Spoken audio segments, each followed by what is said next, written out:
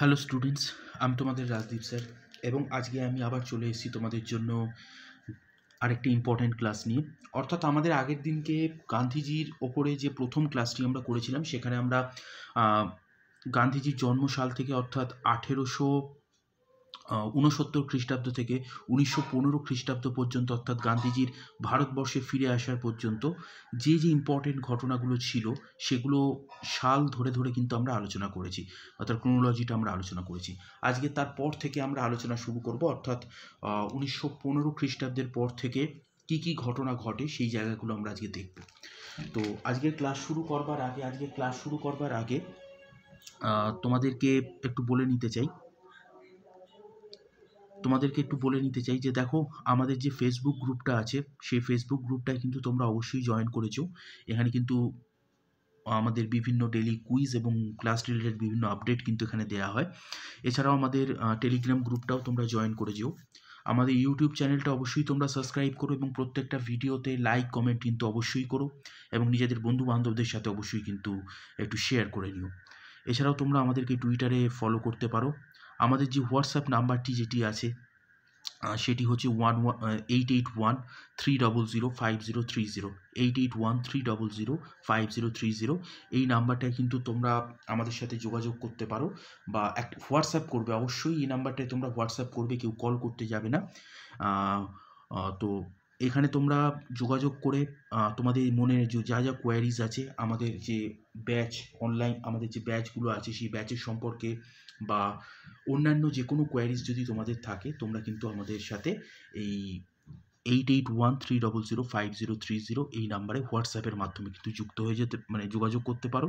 এছাড়াও তোমরা আমাদের সাথে কিন্তু ইমেলের মাধ্যমেও কিন্তু যোগাযোগ করতে পারো। এখানে ইমেল আইডিটা তোমাদের দেওয়া আছে ডেসক্রিপশানে। আমাদের Facebook group, Telegram group, YouTube channel Telegram group, Twitter group, এছাড়াও আমাদের হোয়াটসঅ্যাপ নাম্বার, ইমেল আইডি সমস্তটাই আমাদের ডেসক্রিপশানে দেওয়া থাকবে। ডেসক্রিপশানেও একটু তোমরা চেক করে নিতে পারো। আচ্ছা, অবশ্যই ক্লাসের পর। এছাড়াও দেখো, আমাদের যে ফেসবুক গ্রুপটি আছে সেখানে কিন্তু ডেলি কুইজ, ক্লাস রিলেটেড বিভিন্ন আপডেটস এবং তোমার হচ্ছে যে ইম্পর্টেন্ট নোটিফিকেশান, অর্থাৎ তোমাদের এক্সামের যে নোটিফিকেশানগুলো সেগুলো কিন্তু এখানে সেগুলোর আপডেটস কিন্তু এখানে দেওয়া হয়। এছাড়াও আমাদের টেলিগ্রাম গ্রুপে কিন্তু তোমাদের যে ক্লাসগুলো, যেগুলো ইউটিউবের ক্লাসগুলো যেগুলো হচ্ছে সেগুলোর পিডিএফ এবং হ্যান্ড রিটেন সলিউশন কিন্তু আমাদের টেলিগ্রাম গ্রুপে কিন্তু দেওয়া হয়। তো সকলে কিন্তু আমাদের ফেসবুক গ্রুপ এবং টেলিগ্রাম গ্রুপটা কিন্তু সকলেই অবশ্যই কিন্তু জয়েন করেছো। আজকের ক্লাসটা আমরা শুরু করব। আগের দিনের ক্লাসে আমরা যেটা দেখেছিলাম যে গোপালকৃষ্ণ গোখলের রিকোয়েস্টে গোপালকৃষ্ণ গোখলে গান্ধীজির তোমার পলিটিক্যাল গুরুও ছিলেন উনি।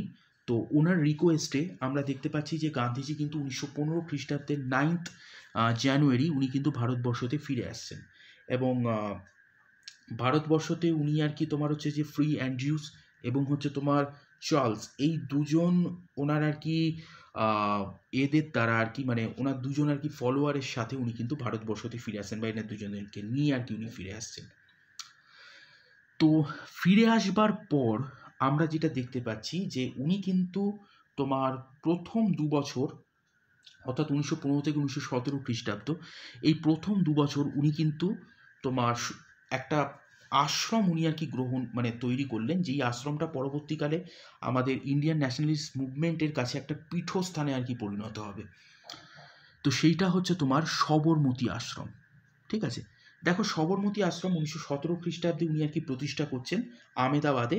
ঠিক আছে, সবরমতী নদীর তীরে। এবং এই আশ্রমটার কিন্তু আমরা আরও দুটো নামে কিন্তু আমরা পরিচিত, এই আশ্রমের কিন্তু আরও দুটো নাম কিন্তু আছে, তোমরা একটু জেনে রেখে দাও। সেটা হচ্ছে, একটা হচ্ছে তোমার সত্যাগ্রহ আশ্রম, এই আশ্রমটার আরেকটা নাম সত্যাগ্রহ আশ্রম। এছাড়াও হরিজন আশ্রম, সত্যাগ্রহ আশ্রম এবং হরিজন আশ্রম, এই দুটো আশ্রম কিন্তু প্রচণ্ড পরিমাণে কিন্তু ইম্পর্টেন্ট। ঠিক আছে,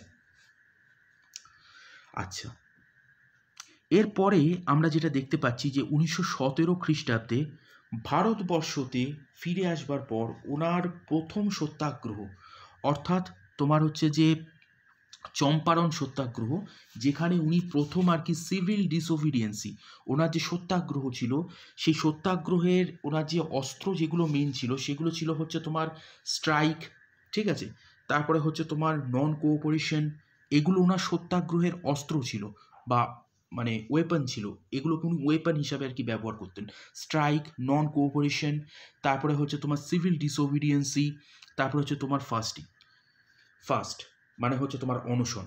তো এই চারটি ছিল হচ্ছে ওনার সত্যাগ্রহের বা গান্ধিয়ান সত্যাগ্রহের আর কি ওয়েপন, এটা একটু মাথায় রাখবে। আর এর মধ্যে ফাস্টিংটা সব থেকে ইম্পর্টেন্ট বা সব থেকে মানে মারাত্মক অস্ত্র ছিল গান্ধীজির কাছে, ঠিক আছে, এই ওনার সত্যাগ্রহের ক্ষেত্রে। তো আমরা দেখতে পাচ্ছি যে গান্ধীজি ভারতবর্ষতে এসে প্রথম সত্যাগ্রহতে অংশ নিচ্ছেন বা প্রথম সত্যাগ্রহ করছেন তোমার চম্পারণ সত্যাগ্রহ। তো চম্পারণ সত্যাগ্রহ ছিল হচ্ছে তোমার এইটা আর কি মেনলি ছিল হচ্ছে মানে ইন্ডিয়ানদের, অবশ্যই মানে ইন্ডিয়ানরাই তোমার সত্যাগ্রহটা আর কি বা এই মুভমেন্টটা আর কি তোমার হচ্ছে যে গড়ে তুলেছিল। কাদের বিরুদ্ধে? না, ইউরোপিয়ান ইন্দো প্ল্যান্টার্স যারা ছিল, ঠিক আছে, তাদের বিরুদ্ধে কিন্তু এই সত্যাগ্রহটা কিন্তু গড়ে উঠেছিল। তো এই সত্যাগ্রহতে উনি যে জয়েন করেছিলেন, কার রিকোয়েস্টে উনি জয়েন করেছিলেন? রাজকুমার শুক্লা। তো রাজকুমার শুক্লার আর কি তোমার হচ্ছে যে এতে রিকোয়েস্টে উনি কিন্তু এই সত্যাগ্রহ, এই চম্পারণ সত্যাগ্রহতে উনি কিন্তু জয়েন করেন। এছাড়া ওই চম্পারণ সত্যাগ্রহের আরও দুজন ইম্পর্টেন্ট লিডার ছিল হচ্ছে তোমার জে.বি. কৃপালিনী এবং রাজেন্দ্র প্রসাদ, ঠিক আছে। বলতে পারো যে এই সত্যাগ্রহের মাধ্যমে ওনারা কিন্তু ধীরে ধীরে গান্ধীজির সংস্পর্শে আসছে, এটা একটু মাথায় রাখবে। আর এই সত্যাগ্রহের মাধ্যমে সফল হয়েছিল এবং এই সত্যাগ্রহের মাধ্যমে আমরা দেখতে পাচ্ছি যে 3 কাঠিয়া সিস্টেম ছিল, আমরা পরবর্তীকালে এটা নিয়েও আলোচনা করব। 3 কাঠিয়া সিস্টেম যেটা ছিল সেটা কিন্তু অ্যাবলিশড হচ্ছে, ঠিক আছে। এর পরের বছর অর্থাৎ তোমার 1918 খ্রিস্টাব্দে আমরা দেখতে পাচ্ছি যে তোমার আমেদাবাদ মিল স্ট্রাইক আসছে, ঠিক আছে, আমেদাবাদ সত্যাগ্রহ বা আমেদাবাদ মিল স্ট্রাইক। এখানে লিডার ছিলেন হচ্ছে তোমার, মাথায় রাখবে, এখানে লিডার ছিলেন হচ্ছে তোমার গান্ধীজি স্বয়ং নিজে এবং অনুসুয়া বেন এবং গান্ধীজি এনারা আর কি নেতৃত্ব দিয়েছিলেন এই আমেদাবাদ মিল স্ট্রাইকে, ঠিক আছে। তো ইন্ডাস্ট্রিয়ালিস্ট যারা ছিলেন তাদের বিরুদ্ধে আর কি তোমার আমেদাবাদ মিল স্ট্রাইক বা আমেদাবাদ সত্যাগ্রহ এটা ছিল। এবং এই সত্যাগ্রহতে মারাত্মক ইম্পর্টেন্ট, গান্ধীজি কিন্তু প্রথমবারের জন্য নিজের সত্যাগ্রহের সব থেকে বড় যে মানে অস্ত্র অর্থাৎ হাঙ্গার স্ট্রাইক, এটা কিন্তু উনি প্রথমবার ইউজ করেছিলেন, ওনার এই ওয়েপনটা কিন্তু উনি প্রথমবার ইউজ করেছিলেন, এটা একটু মাথায় রাখবে। এরপরে আসছে দেখো আমাদের খেদা সত্যাগ্রহ, এটা একটু মাথায় রাখবে যে ব্রিটিশ গভর্নমেন্টের এগেনস্টে গুজরাটে এই আন্দোলনটা গড়ে উঠেছিল। গান্ধীজির সাথে সাথে সর্দার বল্লভভাই প্যাটেল এবং ইন্দুলাল ইয়াগনিক এনারা প্রত্যেকেই আর কি মানে নেতৃত্বস্থানীয় জায়গায় ছিলেন আর কি, ঠিক আছে। তো এই আন্দোলনটা প্রথম দিকে আর কি তোমার হচ্ছে যে মদনমোহন মালব্য স্টার্ট করলেও পরবর্তীকালে গান্ধীজি এই আন্দোলনটা আর কি মানে গান্ধীজি আর কি তোমার টেকেন আপ করে এই আন্দোলনটা, ঠিক আছে, বা গান্ধীজি নেতৃত্ব দেন এই আন্দোলনে। তো 1918 খ্রিস্টাব্দ থেকে এটা শুরু হচ্ছে এবং ব্রিটিশ গভর্নমেন্টের এগেনস্টে, এবং এইখানে গান্ধীজি প্রথমবারের জন্য নিজের সত্যাগ্রহের আরেকখানা অস্ত্র অর্থাৎ নন কোঅপারেশন, ঠিক আছে, অসহযোগ, এইটা কিন্তু উনি প্রথমবারের জন্য তোমার হচ্ছে যে ওয়েপন হিসাবে কিন্তু ব্যবহার করেছিলেন। তাহলে প্রথম 3টে যে তোমার সত্যাগ্রহ দেখলাম অর্থাৎ চম্পারণে উনি সিভিল ডিসোবিডিয়েন্সি অর্থাৎ আইন অমান্য এইটা ব্যবহার করলেন, এই যে ওনার যে ওয়েপনটা, ওনার সত্যাগ্রহের ওয়েপনটা, এটা উনি ব্যবহার করছেন। তারপরে আসছে হচ্ছে আমেদাবাদ মিল সত্যাগ্রহ বা আমেদাবাদ মিল স্ট্রাইক বা আমেদাবাদ সত্যাগ্রহ। এখানে আমরা দেখতে পাচ্ছি উনি ওনার সব থেকে দুর্দান্ত যে ওনার যে আর কি এটা ওয়েপনটা সত্যাগ্রহের, সেটা হচ্ছে হাঙ্গার স্ট্রাইক, এটা কিন্তু উনি প্রথমবারের জন্য ইউজ করছেন। এছাড়াও খেদা সত্যাগ্রহতে আমরা দেখতে পাচ্ছি যে ওনার সত্যাগ্রহের আরেকটা ইম্পর্টেন্ট আর কি ওয়েপন, যেটা হচ্ছে তোমার নন কোঅপারেশন বা অসহযোগ, এটা কিন্তু উনি প্রথমবারের জন্য ব্যবহার করছেন। তো এগুলো একটু মাথায় রাখবে। এরপরে আমরা দেখতে পাচ্ছি যে 1919 খ্রিস্টাব্দে রাওলাট অ্যাক্ট, ঠিক আছে, রাওলাট অ্যাক্টের বিরুদ্ধে 1919 খ্রিস্টাব্দে রাওলাট অ্যাক্টের বিরুদ্ধে উনি কিন্তু তোমার সত্যাগ্রহ গড়ে তুলছেন। এইটাকে আমরা বলতে পারি ফার্স্ট অল ইন্ডিয়ান সত্যাগ্রহ মুভমেন্ট, ঠিক আছে, ফার্স্ট অল ইন্ডিয়ান সত্যাগ্রহ মুভমেন্ট, এটা একটু মাথায় রাখবে। এটা রাওলাট অ্যাক্টের বিরুদ্ধে ছিল, বা বলতে পারো পক্ষান্তরে ব্রিটিশ গভর্নমেন্টের বিরুদ্ধে ছিল। গান্ধীজি এটাকে ব্ল্যাক অ্যাক্ট, ঠিক আছে, ব্ল্যাক অ্যাক্ট বলে এটাকে আর কি উনি কিন্তু ঘোষণা করেছিলেন। 1919 খ্রিস্টাব্দে আমরা দেখতে পাচ্ছি যে বোম্বেতে সত্যাগ্রহ সোসাইটি গঠন করছেন গান্ধীজি, এবং 1919 খ্রিস্টাব্দে 6 এপ্রিল সত্যাগ্রহ ডে হিসাবে, মানে পুরো দেশে আর কি এই দিনটা সত্যাগ্রহ ডে হিসাবে আর কি পালন হলো 1919 খ্রিস্টাব্দে। তো রাওলাট অ্যাক্টের বিরুদ্ধে আমরা দেখতে পাচ্ছি যে উনি কিন্তু এই মানে প্রথম আর কি ওনার যে কান্ট্রি ওয়াইড ক্যাম্পেন, বা ওনার যে কান্ট্রি ওয়াইড মানে অল ইন্ডিয়া মুভমেন্ট যেটা, সেটা আর কি উনি কিন্তু প্রথমবারের জন্য কিন্তু গড়ে তুলছেন, এটা একটু মাথায় রাখবে। এই 1919 খ্রিস্টাব্দেই আমরা দেখতে পাচ্ছি এপ্রিল মাসেই 13 এপ্রিলের দিকে আমরা দেখতে পাচ্ছি যে একখানা খুবই তোমার দুর্ঘটনা, মানে একটা খুবই বাজে ঘটনা ঘটছে, যেটা হচ্ছে যে তোমার জালিয়ানওয়ালাবাগ ম্যাসেকার, যেখানে মানে তোমার ব্রিটিশরা আর কি তোমার হচ্ছে যে নির্বিচারে গুলি চালিয়ে নিরস্ত্র ইন্ডিয়ানদেরকে, যারা একটা শান্তিপূর্ণ আর কি তোমার মিটিংয়ে আর কি অবস্থান করছিল, তাদেরকে আর কি হত্যা করে, নির্বিচারে হত্যা করে। তো জালিয়ানওয়ালাবাগ, অমৃতসরের জালিয়ানওয়ালাবাগ এই ঘটনাটা ঘটেছিল, জালিয়ানওয়ালাবাগ ম্যাসেকার। তো এই জালিয়ানওয়ালাবাগ ম্যাসেকার হওয়ার পর আমরা দেখতে পাই গান্ধীজি কিন্তু তোমার হচ্ছে যে তোমার ওনার যে টাইটেল কাইজারে হিন্দ, তো কাইজারে হিন্দ টাইটেলটা কি, মানে কাইজারে হিন্দ টাইটেল বলছি, কাইজারে হিন্দ মেডেলটা কিন্তু উনি কিন্তু ত্যাগ করেন, ঠিক আছে। এবং এই একই আন্দোলন বা এই একই ঘটনার প্রতিবাদ করে তোমার হচ্ছে যে রবীন্দ্রনাথ ঠাকুর কিন্তু নিজের নাইট উপাধিও কিন্তু ত্যাগ করেছিল, এটা একটু মাথায় রাখবেন, ঠিক আছে। তো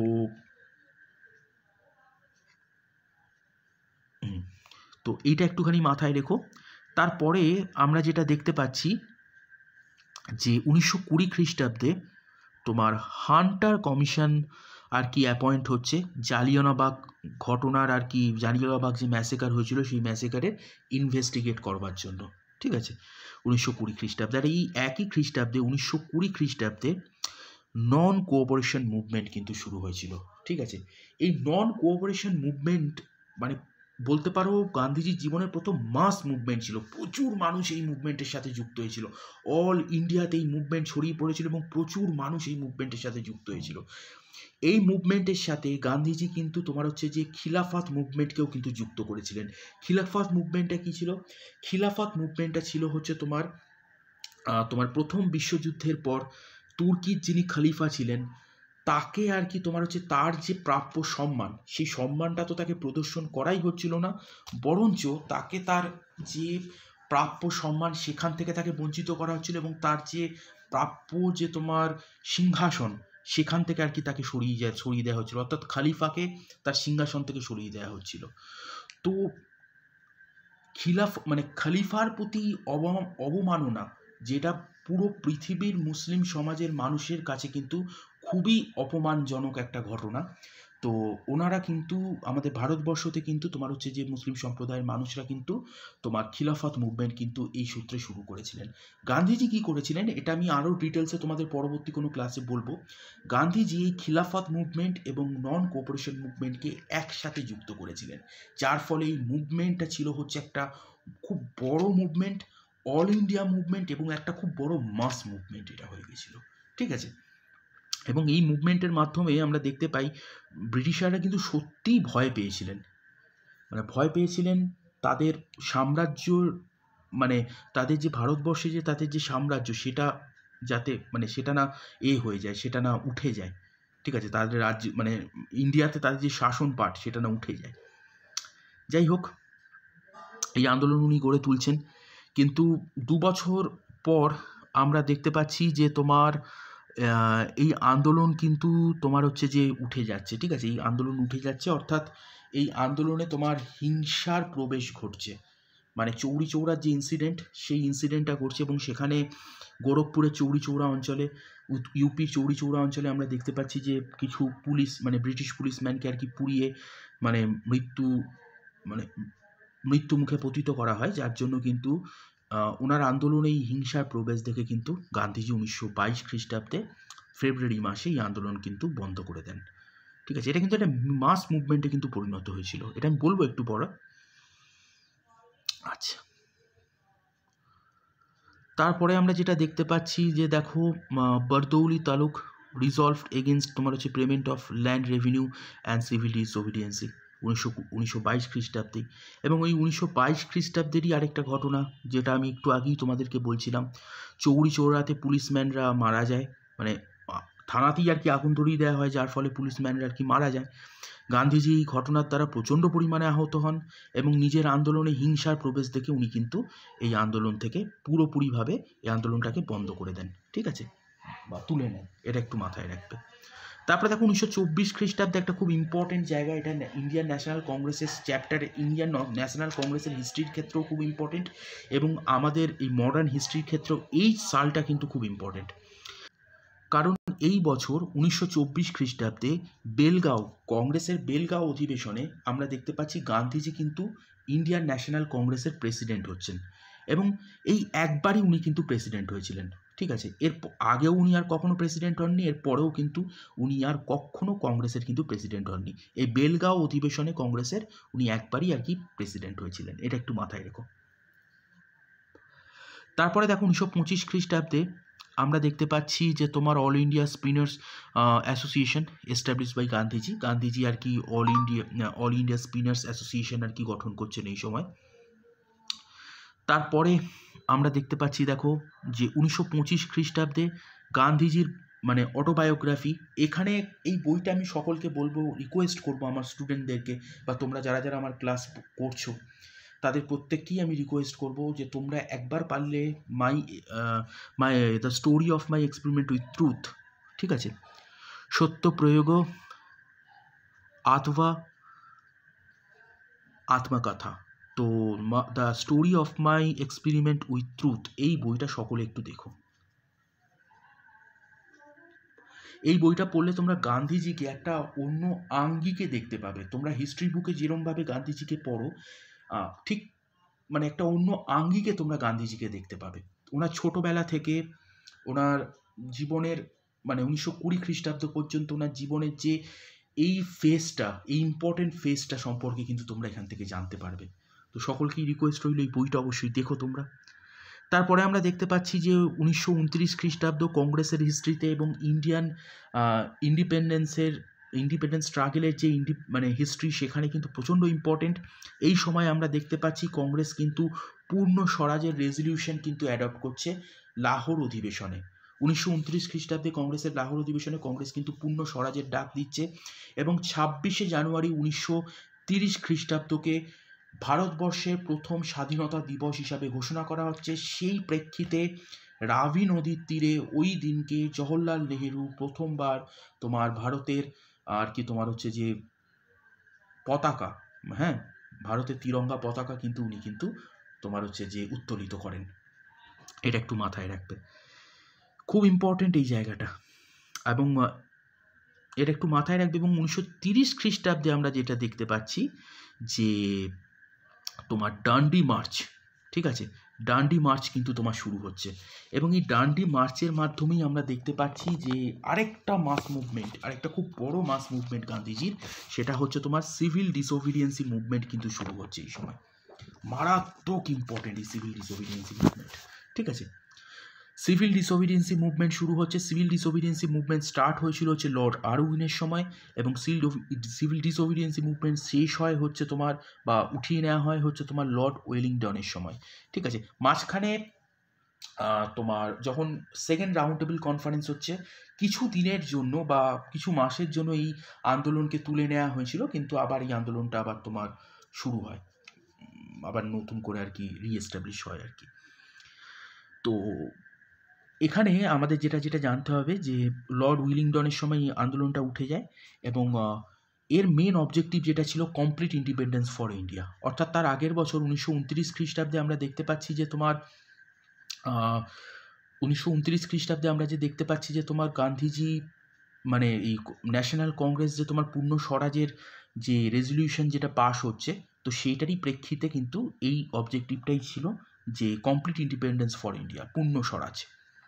ঠিক আছে, তো আমরা দেখতে পাচ্ছি যে গান্ধীজি ডান্ডি মার্চ 12ই মার্চ থেকে আর কি শুরু হয়েছিল এবং 24 দিনে প্রায় 241 মাইল কিন্তু মানে কভার করা হয়েছিল এবং টোটাল ভলেন্টিয়ার্স ছিলেন হচ্ছে তোমার 78 জন।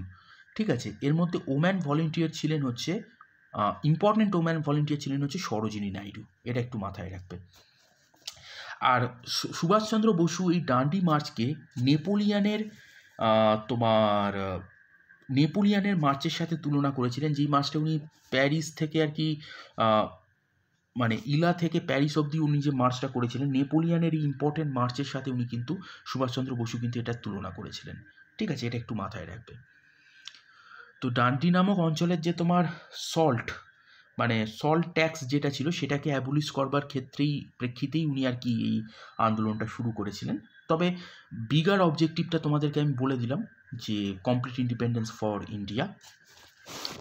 এবং আরেকটা জিনিস যেটা তোমাদেরকে মাথায় রাখতে হবে সেটা হচ্ছে যে এই সময় সরোজিনী নাইডু গান্ধীজিকে ল ব্রেকার বলে কিন্তু ডেসক্রাইব করেছিলেন। ঠিক আছে, ল ব্রেকার মানে এ করে আর কি ডেসক্রাইব করেছিলেন, এটা একটু মাথায় রেখো।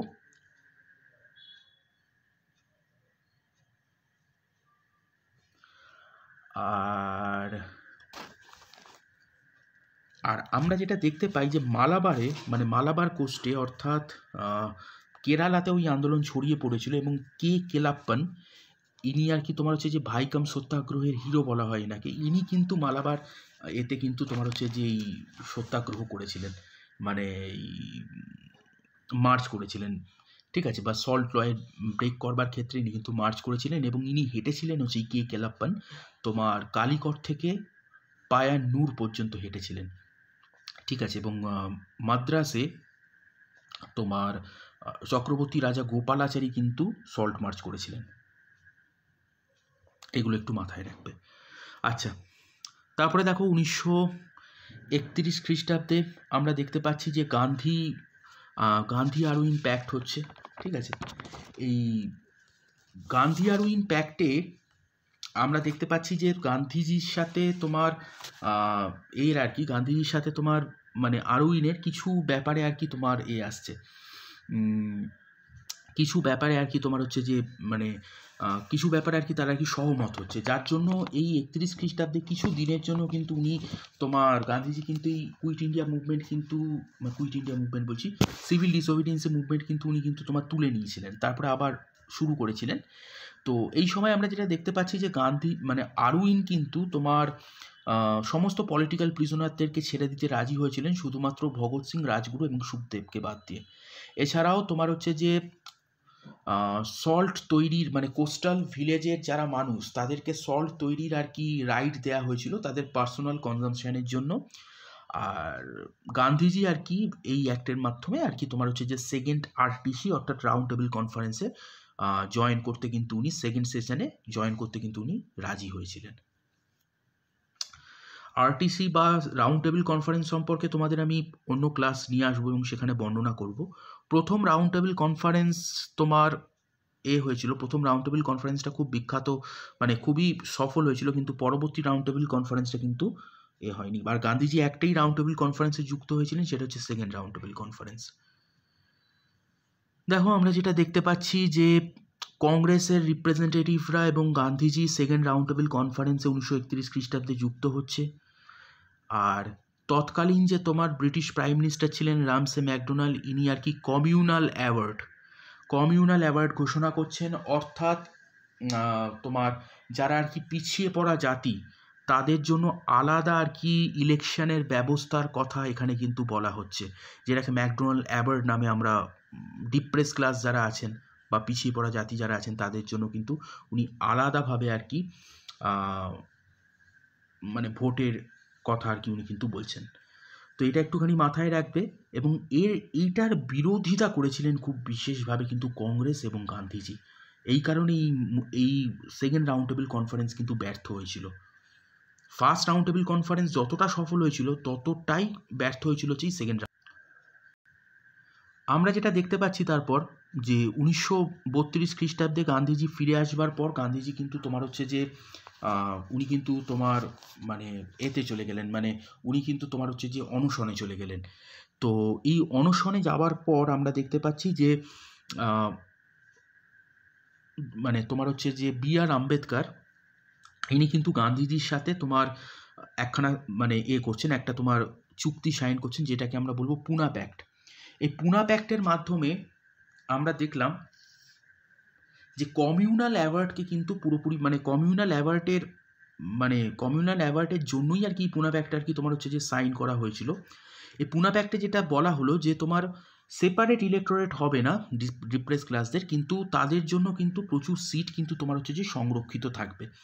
যতটা সিটের কথা আর কি তোমার হচ্ছে যে ম্যাকডোনাল্ড অ্যাওয়ার্ড বা তোমার এই সেপারেট ইলেক্টোরেটের মাধ্যমে আর কি বলা হয়েছিল বা কমিউনাল অ্যাওয়ার্ডের মাধ্যমে বলা হয়েছিল, তার থেকে অনেক বেশি সিট আর কি ডিপ্রেস ক্লাসের জন্য লেজিসলেটিভ অ্যাসেম্বলি বা স্টেট লেজিসলেচারে কিন্তু বরাদ্দ থাকবে। তো এই প্যাক্টটা আর কি তোমার হচ্ছে যে B.R. আম্বেদকর এবং গান্ধীজির মধ্যে সাইন হয়েছিল, এটা একটু মাথায় রাখবে। আচ্ছা, তারপরে আমরা যেটা দেখলাম যে গান্ধীজি 1932 খ্রিস্টাব্দে হরিজন সেবক সংঘ এস্টাবলিশ করছে, এটা তোমাদের এক্সামে আসে, খুব ভালো করে এটা মাথায় রাখবে। তারপরে আমরা যেটা দেখতে পাচ্ছি যে 1933 খ্রিস্টাব্দে তোমার হচ্ছে যে হরিজন সেবক এগুলো হিন্দিতে উনি পাবলিশ করেছিলেন। এছাড়াও হরিজন বন্ধু গুজরাটে উনি কিন্তু এটা পাবলিশ করেছিলেন। এগুলো কিন্তু উনি কিন্তু তোমার হচ্ছে যে পাবলিশ করছেন। হরিজন সেবক এই দুটো হিন্দিতে ছিল, হরিজন বন্ধু এটা কিন্তু তোমার হচ্ছে গুজরাটে ছিল 1933 খ্রিস্টাব্দে। তারপরে 1936 খ্রিস্টাব্দে আমরা দেখতে পাচ্ছি যে হরিজনদের জন্য ত্রাভাঙ্করে তোমার টেম্পল ওপেন করে দেওয়া হলো, তারাও টেম্পলে আর কি যেতে পারবে এবং প্রবেশ করতে পারবে। তো টেম্পল ওপেনিং হলো বা টেম্পল ওপেন করা হলো, টেম্পলের দরজা তাদের জন্য খুললো। এরপরে আমরা দেখতে পাচ্ছি 1942 খ্রিস্টাব্দে তোমার কুইট ইন্ডিয়া রেজলিউশন বা অ্যাডপ্ট হচ্ছে এবং do or die, Gandhiji do or die এটা আর কি দিচ্ছেন, মানে এই স্লোগানটা আর কি দিচ্ছেন গান্ধীজি। মানে আমরা দেখতে পাচ্ছি যে 1942 খ্রিস্টাব্দে মানে এক প্রকারে দেখো 1939 খ্রিস্টাব্দে যখন দ্বিতীয় বিশ্বযুদ্ধ শুরু হচ্ছে, সেই সময় ইন্ডিয়ানদের কোনো কনসার্ন ছাড়াই বা সেই যে ইম্পর্টেন্ট যে পলিটিক্যাল তোমার অর্গানাইজেশন যারা ছিল মানে তোমার ন্যাশনাল কংগ্রেসের মতো, তো তাদের সাথে কোনো রকম কোনো আলোচনা ছাড়াই কিন্তু ভারতকে কিন্তু তোমার হচ্ছে দ্বিতীয় বিশ্বযুদ্ধের সাথে কিন্তু যুক্ত করে দেওয়া হয়। এটা তো একটা তোমার ছিলই, একটা ক্ষোভ তো ছিল ইন্ডিয়ানদের মধ্যে। এর সাথে সাথে আমরা দেখতে পাচ্ছি 1942 খ্রিস্টাব্দে ক্রিপস মিশন আসছে। ক্রিপস মিশন ছিল হচ্ছে ওয়ান ম্যান ডেলিগেশন, এখানে শুধুমাত্র একজনই ছিলেন, সেটা হচ্ছে স্ট্যাফোর্ড ক্রিপস। তো ইনি এসে ডোমিনিয়ন স্ট্যাটাসের কথা বলছেন। তো মানে ক্রিপস মিশন বিচ্ছিরিভাবে ফেল করে এবং গান্ধীজি কুইট ইন্ডিয়া মুভমেন্টের ডাক দেয়, ভারত ছাড়ো আন্দোলনের ডাক দেয় এবং ডু অর ডাই এই মানে স্লোগানটা, ওনার এই বিখ্যাত স্লোগানটা কিন্তু এই আন্দোলনের সময় উনি কিন্তু দিচ্ছেন বা এই আন্দোলনের সাথে কিন্তু অ্যাসোসিয়েট।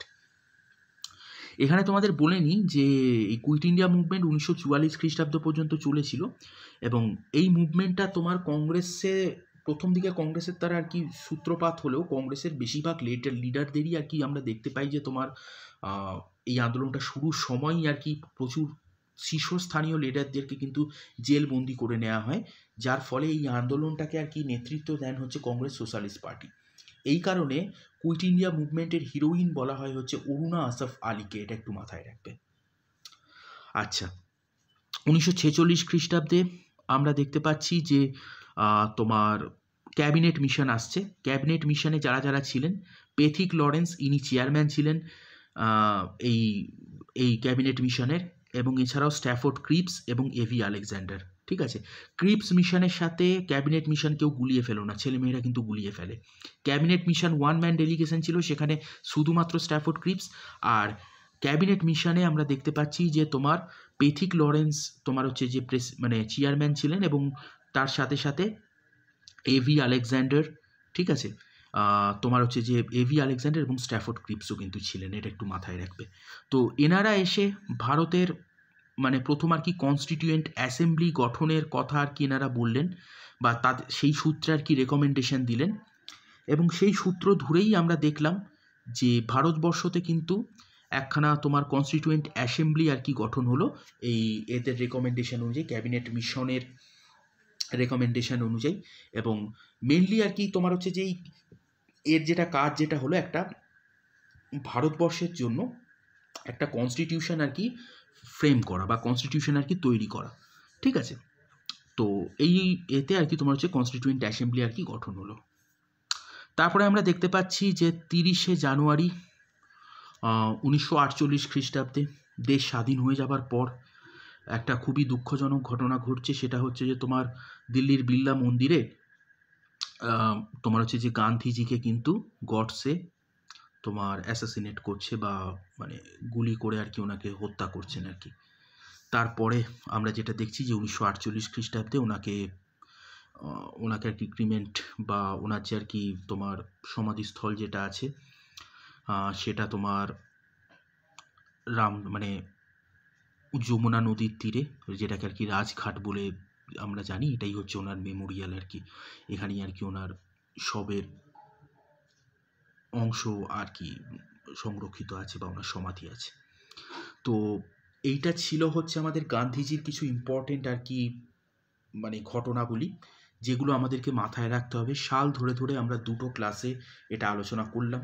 এছাড়াও আমি তোমাদেরকে কিছু ইম্পর্টেন্ট আরও কিছু ইনফরমেশান একটু দিয়ে নিচ্ছি গান্ধীজির ক্ষেত্রে, যেগুলো তোমাদের এক্সামে আসে, কিন্তু সাল আলোচনার মাধ্যমে বা ক্রোনোলজি আলোচনার মধ্যে এই জায়গাগুলো কিন্তু তোমাদের আলোচনা করা যায় না। আমি চেষ্টা করেছি তোমাদের যতটা সম্ভব আলোচনা করে দেওয়ার, কিন্তু এছাড়াও কিছু জায়গা বাকি থেকে থাকে, তো সেগুলো আমি একটুখানি তোমাদেরকে বলে নিই। সেটা হচ্ছে যে গান্ধীজির যে তোমার গান্ধীজির আইডিওলজি হচ্ছে উনি ফিলোসফিক্যালি আর কি তোমার হচ্ছে যে অ্যানার্কিস্ট ছিলেন, ঠিক আছে। ফিলোসফিক্যালি উনি অ্যানার্কিস্ট ছিলেন। ওনার আইডিওলজি ছিল হচ্ছে রামরাজ্য বলতে উনি যেটাকে বোঝাতেন সেটা হচ্ছে তোমার ডেভেলপমেন্ট ফর অল। এছাড়াও উনি যেটা বলতেন সেটা হচ্ছে ধর্মরাজ্য হচ্ছে তোমার everybody performed his or her duty, প্রত্যেকে তার নিজের নিজের কর্তব্য পালন করবে। উনি যেটা মনে করতেন যে পৃথিবীর সবথেকে সবথেকে স্ট্রংগেস্ট আর কি ওয়েপন যেটা, সেটা হচ্ছে তোমার নন ভায়োলেন্স বা অহিংসা, ঠিক আছে। উনি 1901 খ্রিস্টাব্দে ট্রুশিপ থিওরির আর কি জন্ম দিয়েছিলেন। ট্রুশিপ থিওরি আর কি রেকমেন্ড করেছিলেন, যার মাধ্যমে আমরা দেখতে পাচ্ছি যে এই ট্রুশিপ থিওরিটা আর কি ইউনিটি, ইকুয়ালিটি এবং ইকোনমিক ইন্ডিপেন্ডেন্সের ওপর আর কি নির্ভর ছিল, ঠিক আছে। এবং আমরা আরও যেটা জানতে পারছি সেটা হচ্ছে তোমার সত্যাগ্রহের যে ওয়েপন, গান্ধীজির সত্যাগ্রহের যে ওয়েপন যেগুলো ছিল, স্ট্রাইক, নন কোঅপারেশন, অসহযোগ, সিভিল ডিসোবিডিয়েন্সি, আইন অমান্য এবং ফাস্টিং মানে হচ্ছে তোমার অনশন, ঠিক আছে।